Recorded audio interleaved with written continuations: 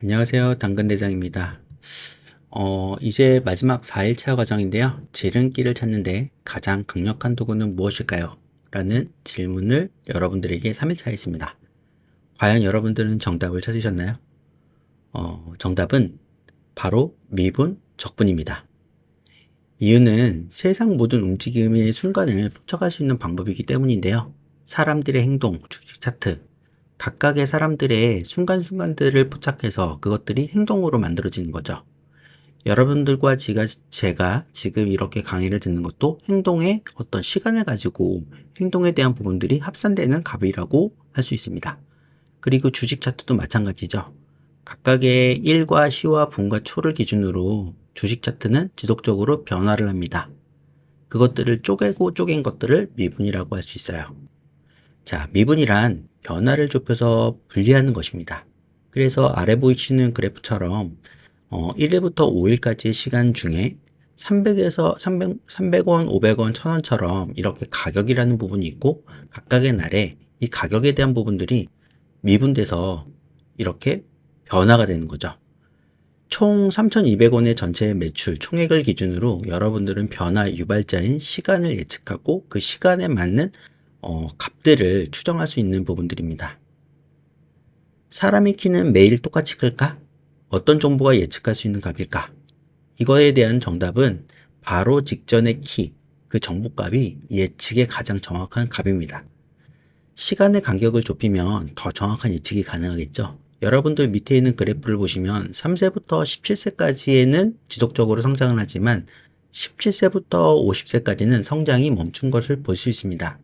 즉 17세부터 50세까지의 데이터의 값의 전체 거리와 30세부터 17세까지의 변화의 증폭은 굉장히 많이 다르죠. 그래서 정확한 예측을 위해서는 그것들을 미분해서 쪼개서 그 값들을 예측해야 됩니다. 그래서 그런 예측에 대한 값들이 알고 보면 더 정확한 값이겠죠. 미분과 적분의 관계를 보면 흥미롭게도 서로 반대되는 작업입니다. 미분은 변화를 알아내는 것, 시간을 가지고 주식 가격 변화율이나 자동차 속도나 날씨 변화 예측을 하게 됩니다. 하지만 적분은 그 변화를 합쳐서 전체를 알아내는 것, 즉 확률적인 부분으로 그럴 확률이야. 그게 높아. 물의 소비량과 에너지 사용량의 총 계산은 이거야. 이것들을 확률적으로 내보내게 됩니다. 그래서 미분과 적분의 어떤 차이들이 이렇게 있죠. AI와 인간이 같이 사고하는 방식에 대해서 놀랍게도 인간과 AI는 같은 사고 방식을 가지고 있습니다. 결론적으로는 인공지능 무엇인가 결론을 내거나 무엇인가를 추천하는 부분들은 추정, 표상, 추론을 통해서 만들어집니다. 그리고 생성형 AI 같이 무엇인가를 창조하는 부분들은 상상, 질문, 학습, 창의성, 윤리적 판단이 1, 2, 3번을 더해서 만들어진다고 합니다.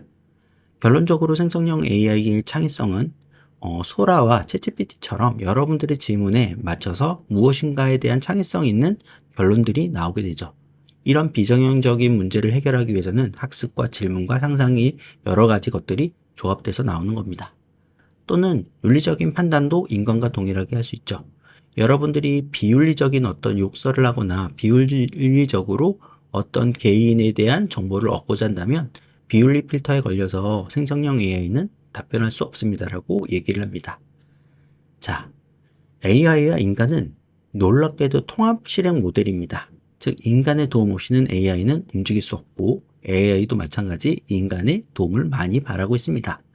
조율, 협동, 실행, 모니터링, 통합처럼 인간은 내부의 데이터, 즉 행동 데이터를 기준으로 AI에게 데이터를 제공해주고 서로 상호작용을 합니다. 그리고 협동, 다른 API나 인간의 협업이 필요한데요. 고정된 부분이 아니고 인간이 가장 최적화된 API를 찾아서 AI에게 그 API를 결합시키고 그 외부 연결성을 통해서 AI는 그 협동을 통해서 더 나은 성능의 결과를 도출할 수 있습니다. 그리고 실행, 자동화죠. 그런 특정 목표를 달성하기 위해서 직접적인 행동을 하고요. 모니터링, 성능 평가를 통해서 피드백을 받고 또 고칩니다. 즉 결론적으로는 AI를 통해서 무엇인가를 행동을 했을 때 인간은 그 성능과 어떤 성능표를 기준으로 좀 더 나은 성능을 위해서 또 인공지능에게 학습을 시키고 지속적으로 발전을 시키죠. 그리고 통합도 마찬가지 통합적인 사고를 통해서 인간과 인공지능은 좀 더 나은 결과물을 만들어냅니다. 우리는 인공지능이 모든 것들을 다 해결할 수 있다고 생각하지만 그렇지 않습니다. 인공지능과 인간은 지속적으로 협업 모델을 통해서 좀 더 나은 결과를 만들어내죠.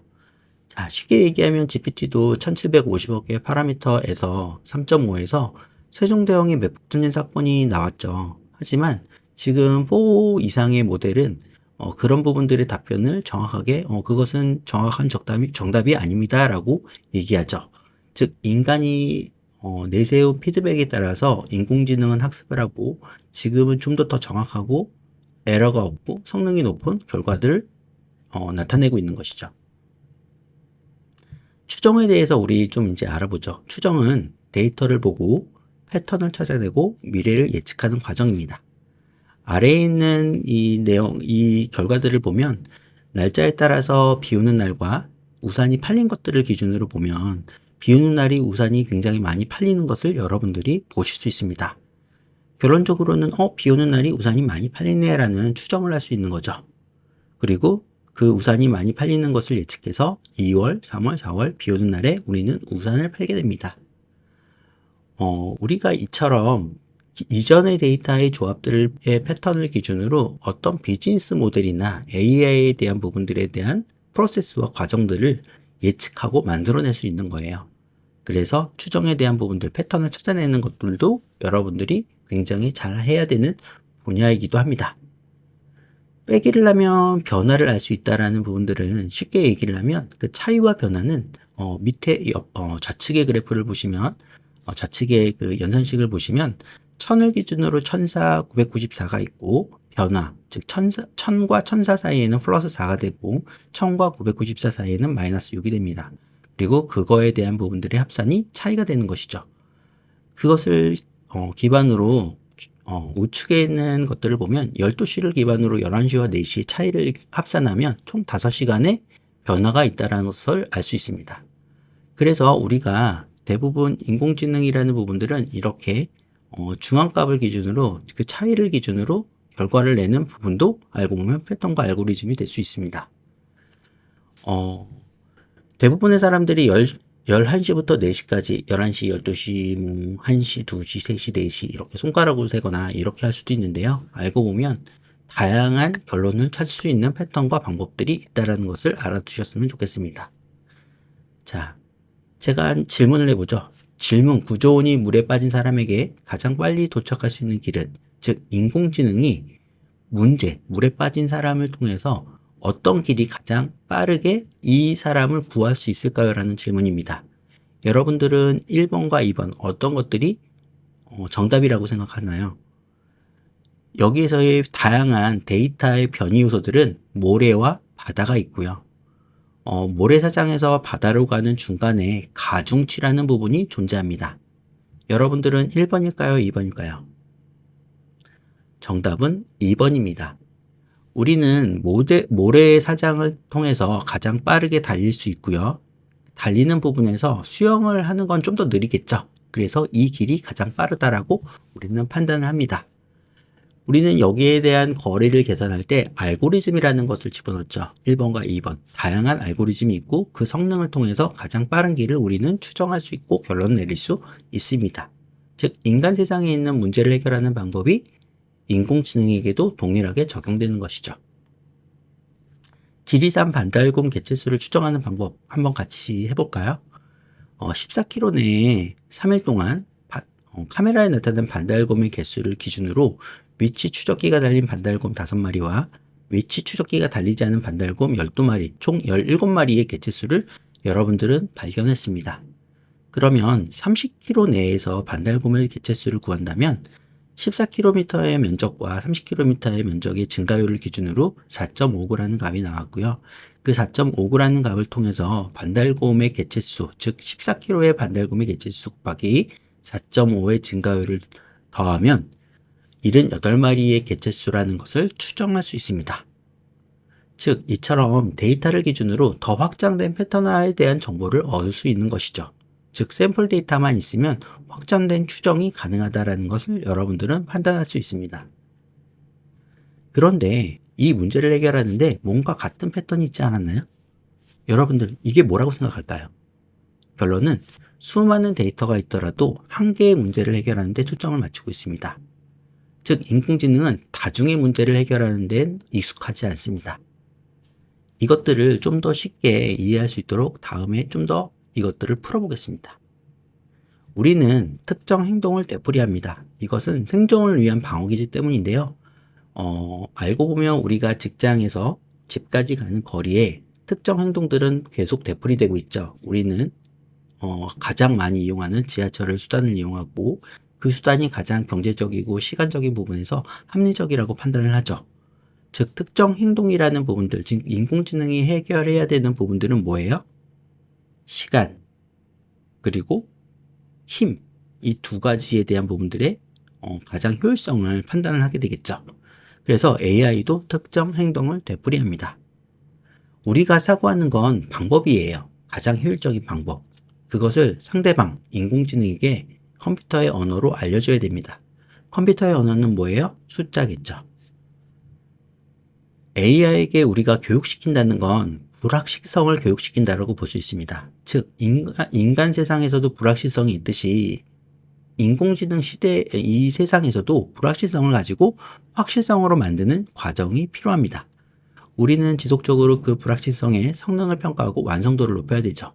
가령 예를 들면 직장에서 집까지 가는 거리에 대한 부분들을 보면 버스도 있고 택시도 있고 뭐 지하철도 있고 다양한 변수들이 있고 거기에 대한 시간과 비용과 이런 것들을 여러분들은 지속적으로 인공지능에게 계산을 시킵니다.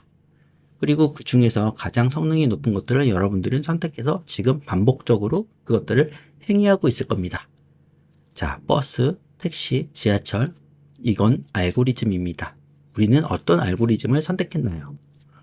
자, 아래 그래프를 볼게요. 종이에서 펜을 떼지 않고 그 상태에서 어떤 선도 두 번 그리지 않고 아래 그림을 여러분들은 그릴 수 있을까요? 한번 손가락으로 그려보세요. 결론적으로는 이것은 정답이 없습니다. 즉 논리적으로 불가능한 그래프죠. 근데 이거에 대한 숫자, 제가 여기다가 숫자를 표시했는데 이 홀수 점들이 3개 이상이면 그것은 해결할 수 없음, 즉 불가능함을 쉽게 알 수 있어요. 근데 이런 방법론적인 숫자로 이런 방법론적인 부분들, 이 간단한 방법론적인 부분들을 모른다면 여러분들은 계속 여러 가지 실험들을 해보겠죠. 즉 무엇인가를 빠르게 해결할 수 있다라는 불가능과 가능을 알 수 있다라는 건 숫자로는 충분히 해결할 수 있지만 불확실성 사이에서는 다양한 가능성이 있지 않을까라는 다양한 실험들이 필요하게 되겠죠. 그래서 여러분들은 숫자를 보는 수학의 눈이 필요합니다. 그래서 어떤 객체가 있다면 그 객체의 연결고리는 존재하고요. 그것을 수학으로 표현할 수 있다면 문제는 해결됩니다. 즉 저건 불가능해, 저건 가능해 이런 판단을 할 수 있죠. 그래서 이것들을 좀 더 쉽게 단순화시켜서 정의를 하면 지름길은 문제의 본질을 발견하고 불필요한 것을 제거한 후 방법을 제시하는 건데요. 좌측에 보시면 데이터의 다양한 조합들이 있죠. 이건 수만 가지의 조합들이 있어요. 여러분들은 옥수동에서 강남까지 가는 부분인데 이 지도를 가지고 여러분들은 어떻게 판단할 수 있을까요? 데이터는 인공지능이 판단할 수 없는 데이터가 될 수 있어요. 그것들을 인공지능이 판단할 수 있도록 분류와 전처리를 합니다. 그게 중앙에 있는 그림이에요. 그리고 그것들을 조금 더 빠르게 인간이 쉽게 판단할 수 있도록 하는 부분들은 우측에 있는 지름길에 대한 표시처럼 단순화시키는 겁니다. 그래서 여러분들이 만약에 인공지능에 대한 데이터의 본질에 대한 부분들을 판단한다면 지도맵을 생각하시면 돼요. 지름길, 문제의 본질, 나는 옥수동부터 강남까지 가는 부분에 이런 수많은 데이터들은 필요가 없습니다. 그래서 머신러닝은 알고 보면 데이터를 제거하는데 거의 70% 이상의 힘을 쏟게 됩니다. 분류하고 전처리하고 불필요한 데이터를 분류하는 거죠. 빼는 거죠. AI 기획자가 되려면 방법은 깊게 빠져드는 것이 가장 중요합니다.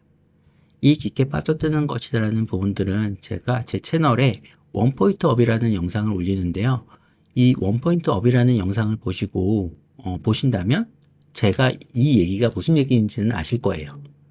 언어를 배우는 거, 새로운 분야를 배우는 것들은 즐기지 않으면 안 됩니다. 그 즐기는 부분들이 필요하다는 것이죠. AI 기획자의 핵심 전략에 대한 부분들을 좀 알려드리면, 쉽게 인공지능에 대한 부분들은 어렵게만 느껴지지만 무엇을 해야 되는지를 알게 되면 쉽게 접근하실 수도 있어요. 첫 번째, 대표성입니다. 데이터를 통해서 패턴을 발견하고 정의하는 거죠. 구글 애널리틱스나 또는 우리가 갖고 있는 서비스의 데이터들을 개발자에게 요청을 해서 일부에 대한 데이터들을 받아서 여러분들은 그것들을 그래프화시키고 패턴을 발견하고 이상징후와 여러 가지 정의들을 할 수 있습니다. 그런 부분들의 실험을 많이 하신다면 여러분들은 이거는 인공지능으로 충분히 해결할 수 있는 문제네? 라는 것들을 발견할 수 있겠죠. 앵커링에 대한 부분들은 이미 알고 있는 정보로 과정을 탐구하는 건데요. 여러분들이 처음부터 무엇인가를 하는 게 아니고 인공지능은 발견이라고 했죠. 즉 발견하는 겁니다. 유사 기업인 여러 가지 기업들이 성공 사례로 어떤 문제를 해결했다는 부분의 워크플로우들이 분명히 존재하고 그것들을 공유하고 발표를 했을 겁니다. 여러분들은 그 워크플로우를 관찰하시고 그 정보를 탐구해서 이런 문제는 이런 API와 이런 핵심 개발 엔진들이 들어가 있구나라는 것들을 파악하시고 탐구하시는 게 중요합니다.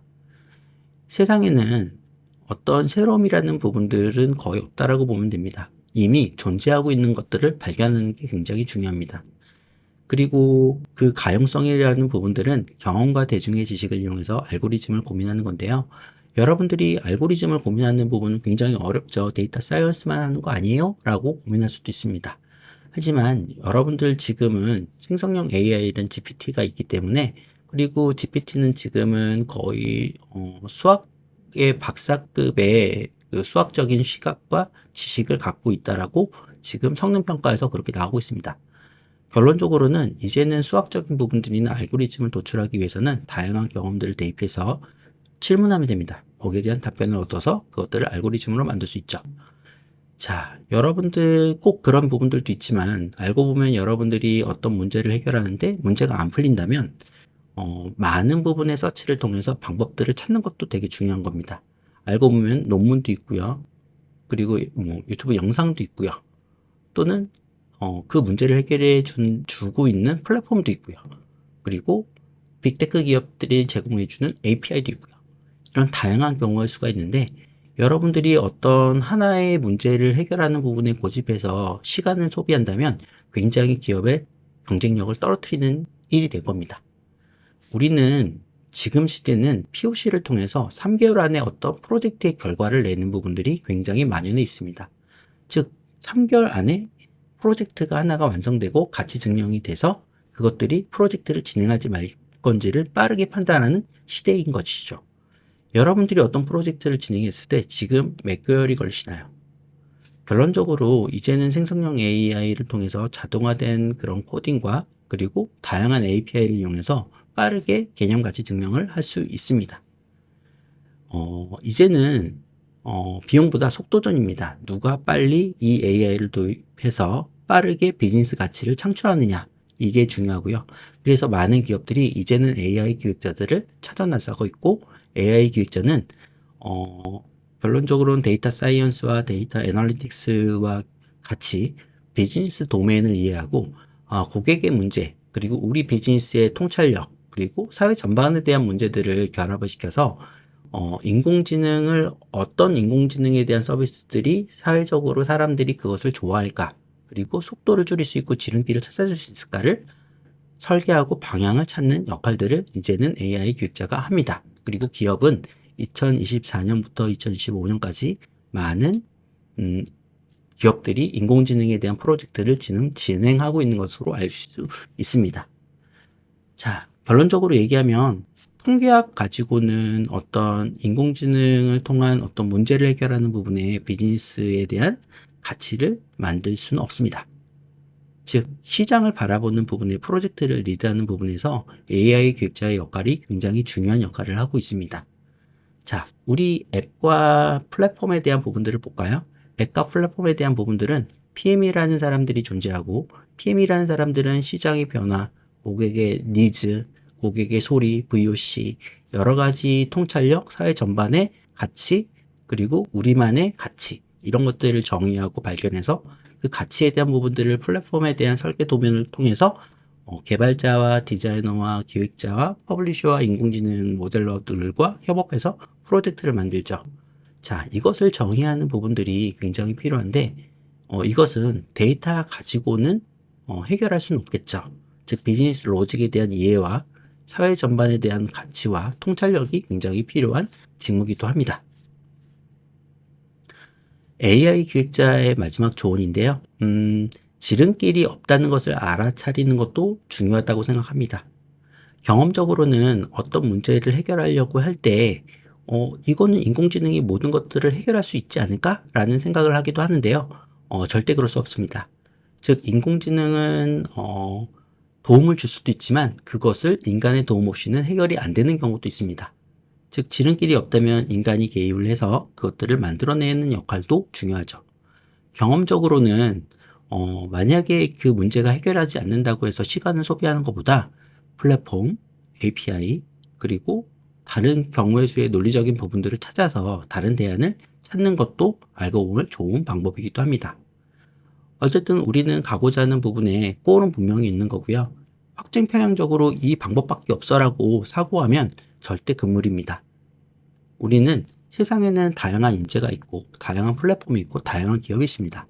그들과 협업해서 그들이 잘하는 건 잘하는 거고 그들이 잘하는 걸 차용해서 우리가 거기에 덧대서 새로운 가치의 비즈니스 모델을 만드는 거, 그리고 그 비즈니스 모델을 통해서 경쟁력 있는 어떤 플랫폼을 내세우고 남들보다 빠르게 선두적으로 그것들을 오픈했을 때 오픈 AI와 같이 전 세계 사람들이 열광하는 플랫폼이 되고 서비스가 되겠죠. 자, 4일간의 여러분들과 제가 이 강의를 진행을 했는데요. 이건 당근 토크데이라고 해서 AI 생각을 수학적 시각으로 분석하기. 알고 보면 어디서도 볼 수 없는 강의죠. 약간 현업적인 부분이지만 좀 쉽게 이해할 수 있도록 이렇게 풀어서 진행하는 그 토크데이는 매월 3주차에 진행을 합니다. 모집 공고를 통해서 같이 스터디를 진행을 하고 그 스터디를 통해서 얻은 수익금은 대부분 좋은 그 기부 활동을 통해서 좋은 활동으로 같이 공동의 어떤 이익 그리고 사회적인 부분에서 우리가 그런 부분들을 베푸는 부분들을 같이 실현하고 있고요. 또 AI 기획자 데이는 맨 마지막 주차에 같이 스터디를 진행합니다. 이거는 현업적인 부분이나 실습 중심으로 바로 쓸 수 있는 그런 것들을 같이 배우고 공부를 합니다. 매월 이런 프로젝트성의 이런 스터디를 진행하니까 여러분들이 관심이 만약에 있으시다면, 맨 1장에서 제가 공유드렸던 블로그나 이런 메일들이 있거든요. 이런 부분을 통해서 제가 모집 공고는 항상 블로그를 통해서 진행을 하니까 그것들을 통해서 지원하시고 신청하시면 저랑 같이 AI에 대한 부분들을 같이 탐구하고 하나하나씩 그 발자국, AI 기획자가 되고자 하는 발자국에 같이 갈 수 있을 거라고 생각을 합니다. 여러분들 4일 동안 고생이 많으셨고 앞으로 저랑 인연이 되시는 분들은 같이 재밌게 즐겼으면 좋겠습니다. 네, 여러분들 고생 많으셨습니다. 수고하셨습니다.